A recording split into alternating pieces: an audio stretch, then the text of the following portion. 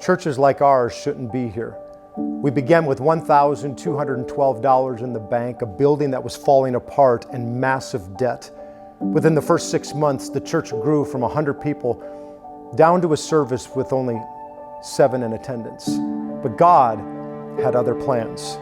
For years we prayed, sacrificed, worked hard, and God brought the increase.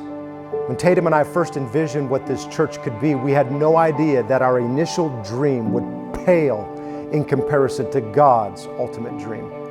Together, we've climbed mountains that were bigger than us, but smaller than God. We sold our old building, raised the finances, bought land, and moved into our new home in McKinney. And since then, we've seen enormous growth. We were hitting capacity lids, and then COVID struck, and we watched as fear, anxiety, and uncertainty gripped our nation. It took us all by surprise, but not God. What the enemy meant for evil, God is turning it around for the good. Our weekly online services have mushroomed. God has brought thousands of the most incredible people into the Life Fellowship family, and it keeps growing. Notable miracles are abounding. Giving has increased, and we've been galvanized around the vision. We're expanding into our nation with microsites, watch parties, and a school of leadership for college students.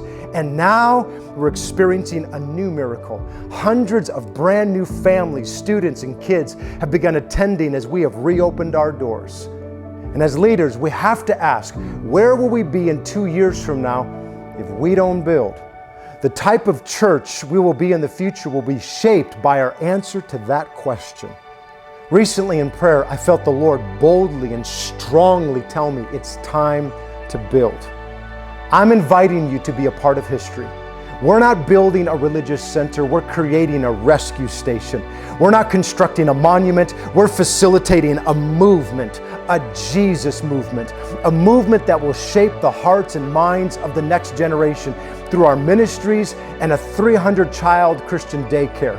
A spiritual revolution in our schools and colleges to create environments that will serve as conduits to heal broken people, cure addictions, and bring hope and truth to the adults who lead our families. This building is about the reality of heaven versus hell, light versus darkness. We're building a legacy that will last long beyond our lifetime, and with God's help, we can do it now.